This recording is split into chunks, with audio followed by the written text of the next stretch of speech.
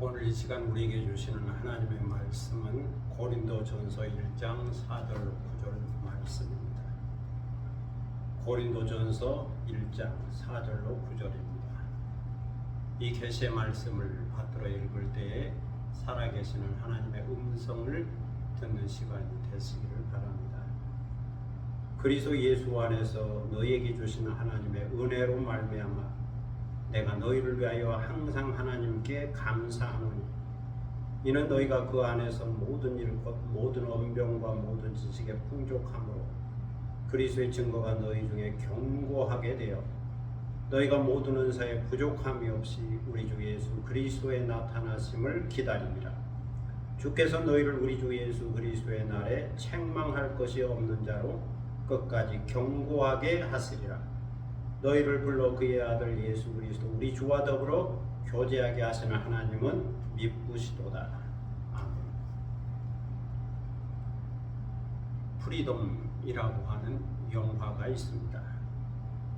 프리덤은 찬송가 305장 어메이징 그레이스 나 같은 죄인 살리심을 작곡한 존 뉴턴 목사의 이야기를 영화로 만든 겁니다. 스토리는 노예가 자유를 향하여 달려가는 이야기를 다루고 있는데 여기에 존 뉴턴 목사의 이야기가 담겨져 있습니다. 존 뉴턴은 1725년 영국의 부유한 선장의 아들로 태어났습니다. 그의 어머니는 독실한 개신교도였는데 어린 뉴턴을 무릎에 앉히고 성경을 읽어주곤 했습니다. 그의 어머니는 아들이 성직자가 되기를 기대했죠. 그렇게 아들을 사랑하고 기도했던 어머니는 뉴턴이 7살 되던 해에 중병으로 세상을 떠났습니다. 그리고 아버지는 재혼했고 계모가 집으로 들어왔죠. 그때부터 뉴턴의 성격과 삶은 부정적으로 흘러갔습니다. 뉴턴은 11살이 되기까지 학교에서 라틴어를 배우고 공부하기도 했지만 선장인 아버지를 따라 선원이 되었습니다. 1744년 해군에 입대하여 복무를 했는데 해군 생활이 좋지 않았는지 탈영을 했습니다. 그리고 체포되어 15개월간 감옥 생활을 한 후에 석방되었죠. 그 뉴턴은 노예선의 선원으로 자원하여 아프리카 시에라리온으로 향하는 배에 올랐습니다. 그 이후 1748년 초에 아버지 친구의 배려로 노예선의 선장이 되었습니다.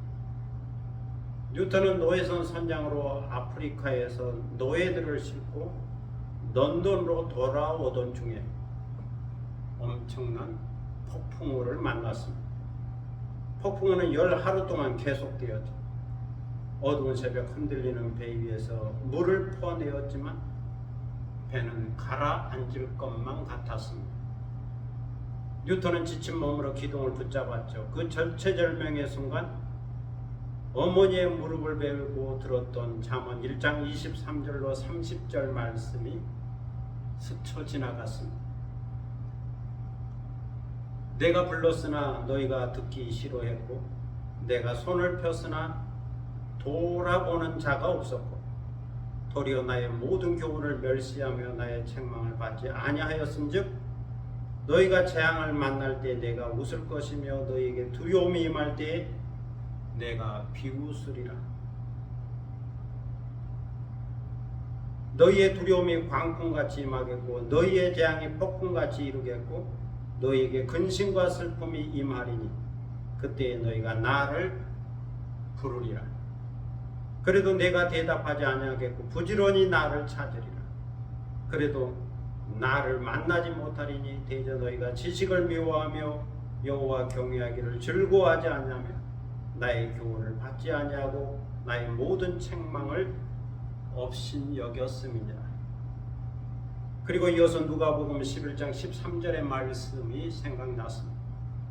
너희가 악할지라도 좋은 것을 자식에게 줄 알거든 하물며 너희 하늘 아버지께서 구하는 자에게 성령을 주시지 않겠느냐 하시니라.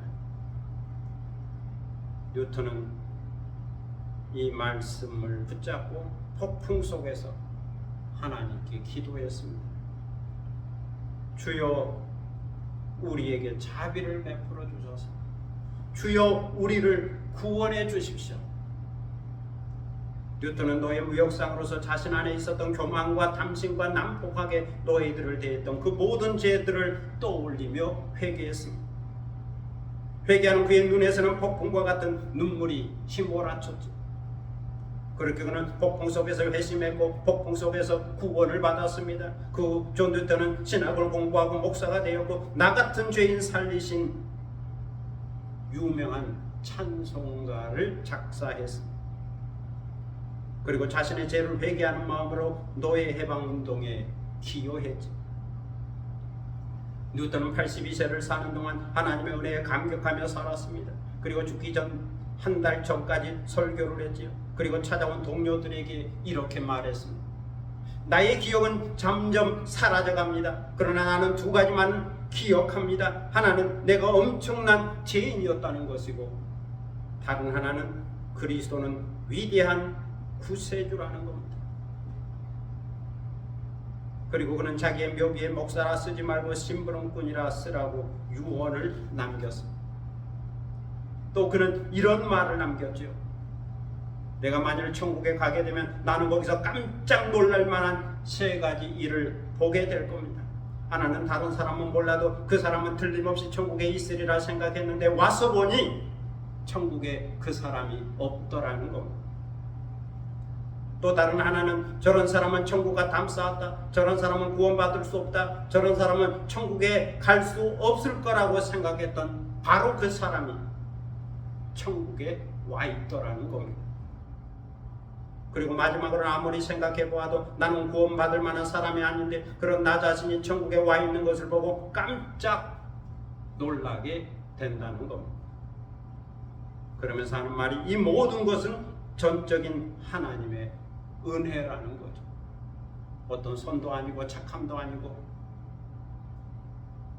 공로도 아니고 오직 하나님의 은혜로 말미암아 구원받고 천국에 갈 수 있다는 겁니다.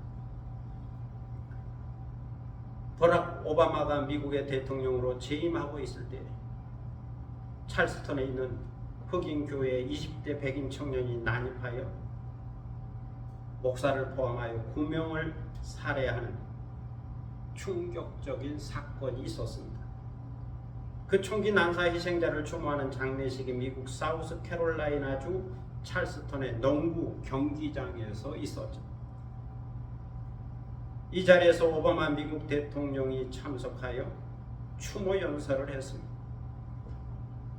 오바마 대통령은 장례식의 주인공인 클레멘타 핑크니 목사를 기리는 추모사에서 은혜의 기독교적인 의미를 되새기며 인종 갈등과 반목을 넘어서는 화합을 강조하면서 이렇게 말했습니다. 저는 이번 주 내내 은혜에 대해 생각했습니다.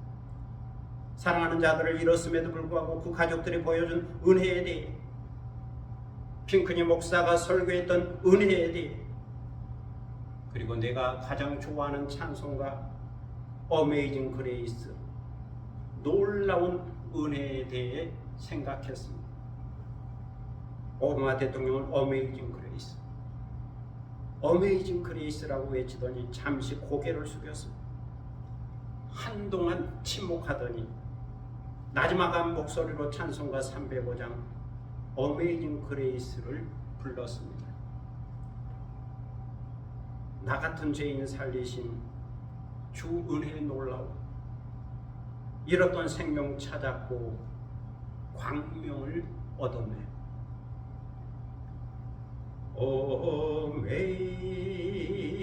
Amazing grace, how sweet the sound They saved a wretch like me.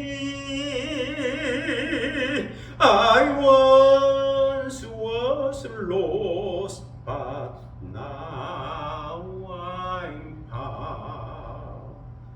Was blind, but now I see.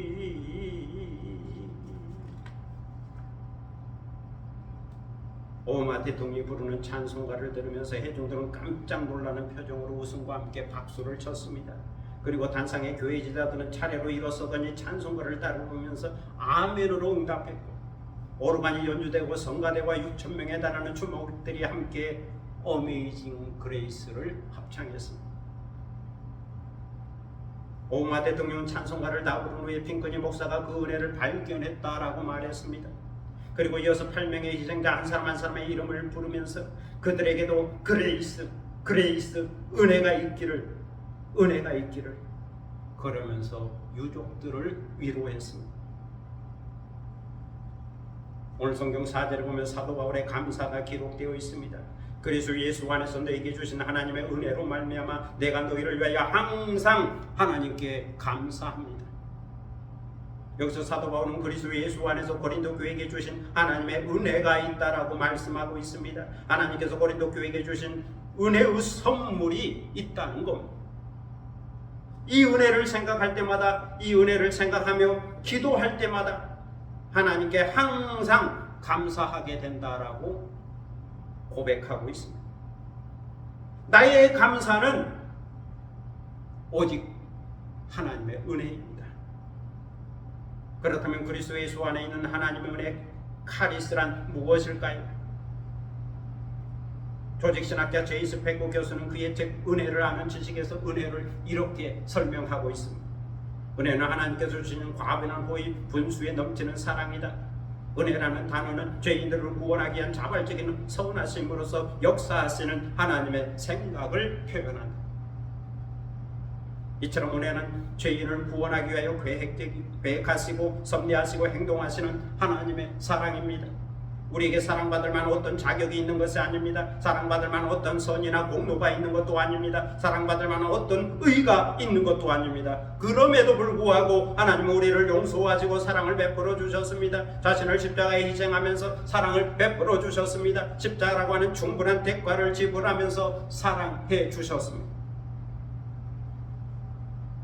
하나님의 은혜는 예수 그리스도의 십자가 사건으로 우리를 거듭나게 하셨고 의롭게 하셨으며 하나님의 자녀가 되게 하셨습니다. 구원하셨고 거룩한 삶, 성화된 삶을 살도록 인도해 주셨습니다. 그리고 궁극적으로는 저 천국으로 인도하여 주실 겁니다. 이 모든 과정을 우리는 하나님의 은혜라고 말하게 됩니다. 우리가 십자가에 달리신 예수 그리스도를 믿어서 구원을 받고 그리스도인의 증인으로 살도록 행하신 하나님의 모든 사랑과 섭리와 역사가 은혜라는 말. 사도 바울이 생각할 때 예수 그리스도 안에서 하나님의 은혜로 고린도 교회가 세워졌습니다. 그리스도 예수 안에서 거룩하여 주고 성도로 부르심을 받은 자들이 모이게 되었습니다. 예수 그리스도의 이름을 부르는 자들이 모이게 되었습니다. 이처럼 고린도에 예수 그리스도를 믿는 하나님의 교회가 세워지고 존재하게 된 것이 하나님의 놀라운 은혜요, 사랑이요, 지혜요, 능력이요, 경륜이라는 거죠. 이처럼 고린도 교회는 그리스도 예수 안에서 하나님의 보편적인 은혜를 받았습니다. 그런데 여기에 더하여 고린도 교회는 그리스도 예수 안에서 특별한 은사, 카리스마를 받았습니다. 고린도 교회가 그리스도 예수 안에서 하나님의 은혜를 보편적으로 받은 것도 감사한 일인데 더 나아가서는 은사를 개별적으로 특별하게 받아서 더 감사하다는 말입니다. 그러면 고린도 교회가 받은 은사, 즉 고린도 교회의 특징과 장점은 무엇일까요? 바울은 세 가지로 말합니다. 첫째는 타고난 언변입니다. 탁월한 언변. 고린도 교회 성도들은 모든 일에 있어서 말을 잘했습니다. 철학의 도시 아덴이 가까이 있었기 때문에 그 영향을 받아서 논리적으로 말을 잘했습니다. 여기에다가 성원들이 바다와 싸우며 항해를 하다 보니 목소리가 좋았습니다. 이처럼 고린도 교회는 헬라의 웅변술과 좋은 목소리로 변론을 잘했습니다. 다른 지역 교회보다 말하는 능력이 뛰어났습니다. 탁월했습니다. 말을 잘하는 언변의 장점을 갖고 있었습니다. 둘째는 풍족한 지식. 풍족한 지식. 모든 지식에 있어서 뒤지지 않았지. 헬라 철학을 공부하고 세상 학문을 공부하다 보니 지식에 있어서 풍족했습니다. 여기에다가 선원들이 여러 곳을 돌아다니는 항해를 하다 보니 들은 이야기가 많았지요. 세상적인 많은 이야기와 정보를 갖고 있었지요. 많은 경험을 갖고 있었지요. 이 정보 때문에 말도 잘하게 되고 이야기도 잘하게 된 겁니다. 여기에다가 성경을 공부해서 영적인 지식도 풍족했습니다. 그리고 이 연병과 풍부한 지식으로 그리스도를 증거해 전도를 했지요. 그래서 사도 바울은 그리스도의 증거가 너희 중에 견고하게 되었다라고 말하고 있습니다. 셋째는 부족함이 없는 은사입니다. 부족함이 없는 은사. 고린도 교회 안에 다양한 은사, 카리스마가 있었습니다. 은혜도 있었고 카리스마, 은사도 있었고 여러 종류의 은사가 있었습니다. 신령한 은사가 있었고 성령의 은사가 있었습니다. 방언과 예언과 지혜와 특별한 은사가 있었습니다. 그래서 고린도 교회는 은사를 받은 성도들이 섬기는 교회가 되었습니다. 그리고 우리 주 예수 그리스도의 나타나심을 기다리는 교회가 되었습니다. 주님이 다시 오신다고 하는 재림신앙, 종말론적인 신앙을 간직하고 있었습니다. 이것을 보면 고린도 교회는 헬라 철학을 공부한 지성인들이 모인 교회입니다. 그들은 헬라 철학을 공부한 사람들이어서 언변이 뛰어나고 말을 잘합니다. 여기에다가 모든 지식에 부족함이 없습니다. 책도 열심히 보고 다양한 공부를 해서 많은 지식을 갖고 있습니다. 성경도 열심히 보고 하나님의 말씀도 잘 들어서 성경적인 지식도 갖고 있습니다. 여기에다가 신령한 은사, 영적인 은사와 능력까지 갖추고 있어서 이 모든 것은 고린도 교회의 특징이요 장점이라고 말할 수 있습니다. 다른 교회가 가지지 못한 많은 장점을 갖고 있었죠. 그리고 이것은 그리스도 예수 안에서 하나님의 은혜와 성령의 은사로 주어진 선물이었죠. 그래서 바울은 이것을 생각하면서 먼저 하나님께 감사를 드리고 있습니다. 하나님께서 고린도 교회에 예수 그리스도 안에서 구원의 은혜와 언병과 지식과 은사를 주신 것이 너무 감사하다. 이것을 생각할 때마다 내가 감사를 드린다. 기도할 때마다, 너희를 위하여 기도할 때마다 이것을 생각하고 하나님께 감사를 드린다. 이렇게 사도 바울은 감사를 드린 다음에 8절에서 하나님께 기도합니다. 하나님께서 고린도 교회가 주 예수 그리스도의 날에, 주님의 재림의 날에 책망할 것이 없는 자로 끝까지 견고하게 해주시기를 기도합니다. 하나님께서 주심오시는 그날까지 고린도 교회를 보호하고 인도하고 견인해 주시기를 바라는 간절한 기도입니다. 너희에게 책망할 것이 없는 모습으로 하나님 앞에 서기를 원한다. 너희가 책망할 것이 없는 교회로 하나님 앞에 서기를 원한다. 이것은 사도 바울의 간절한 기도입니다. 이렇게 기도하지만 사실은 책망할 것이 있다는 거죠. 책망이 없는 자로 끝까지 경고에 서 주시기를 기도하지만 사실은 책망할 것이 있다. 사실 책망할 것이 있어서 고린도 전서를 서신으로 보내게 된 겁니다. 그렇지만 바울의 간절한 마음은 책망할 것이 없는 날에, 주님의 재림의 날에, 그리스도의 날에 책망할 것이 없는 자로 끝까지 너희가 믿음과 소망과 사랑에 있어서 견고하게 서 있기를 바란다. 이것이 간절한 기도 제목이라는 거죠. 그러면서 너희를 교회로 불러서 그의 아들 예수 그리스도 우리 주와 더불어 교제하게 하시는 하나님은 미쁘시다라고 말씀합니다. 그리스도 예수 안에서 성도로 부르시고 그리스도 예수와 교제하게 하시고 동행하게 하시는 하나님은 신실하신 분이라는 고백입니다. 미쁘다. 미쁘다 이 말이 신실하다, 믿을 수 있다, 신뢰할 수 있다, 이런 뜻입니다. 그러므로 나의 감사와 나의 기도를 깨닫고 너희가 그리스도의 날까지, 주님 오시는 재림의 날까지 주님의 오심을 기다리는 종말론적인 믿음을 간직하고 교회의 특징과 장점을 더욱 극대화하여 책망할 것이 없는 자로 하나님께 영광을 돌리는 교회가 되기를 바란다는 겁니다. 이것이 기도 제목이라는 거죠. 저는 오래전에 그리스 성지 순례 중에 현대식으로 새롭게 건축된 고린도 교회에 가본 적이 있습니다. 저는 고린도 교회에서 2000년의 역사를 한눈에 살펴볼 수 있었고 많은 은혜와 감동을 받았습니다. 그것은 고린도 교회 왼쪽 벽면에 2000년 동안 교회를 섬긴 교역자들의 명단이 새겨져 있는 것을 보았기 때문이죠.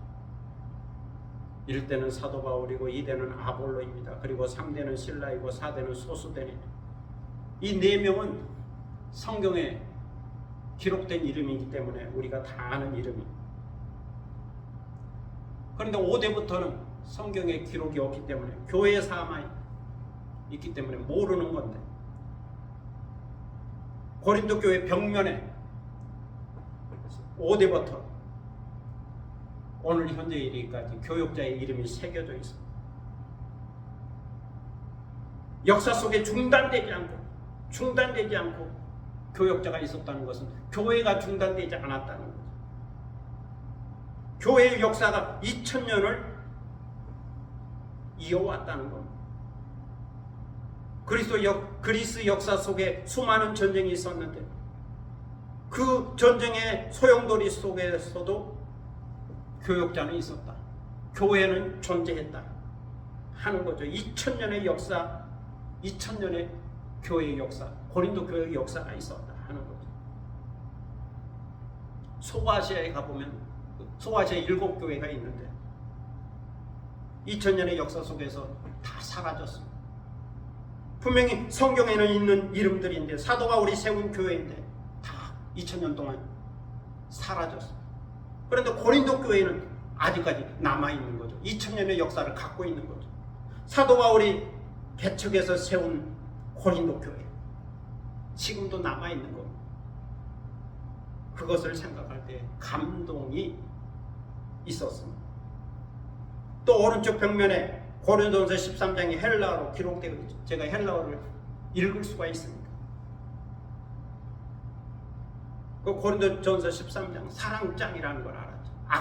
아가페라는 단어가 있습니다. 아가페는 헬라어 고린도전서 13장 사랑장을 새겨 놓았습니다. 한편 벽면에는 역대 교역자의 명단, 사도 바울로부터 오늘의 이르기까지 쫙 이름을 써놨습니다. 그리고 다른 한쪽 벽면에는 고린도전서 13장 사랑장이 헬라어로 쫙 기록되어 있습니다. 양쪽 벽면을 보는데 마음에 감동이 있었습니다. 아, 고린도 교회가 이런 교회였구나. 감동이 있었습니다.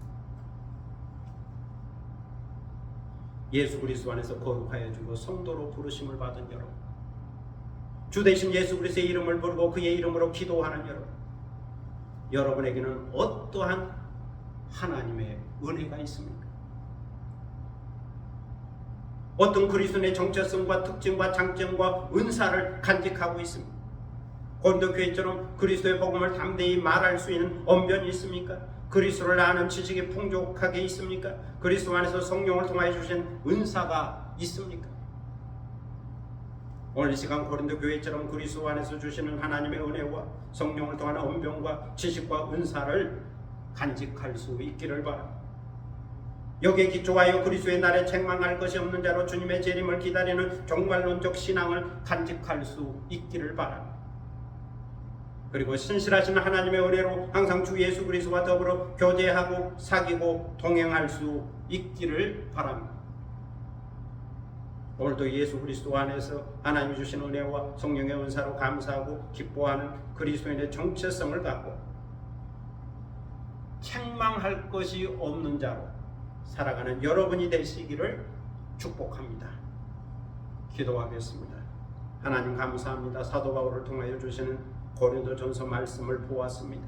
사도 바울은 여기서 감사합니다. 예수 그리스도 안에 있는 하나님의 은혜로 말미암아 감사를 드리고 있습니다.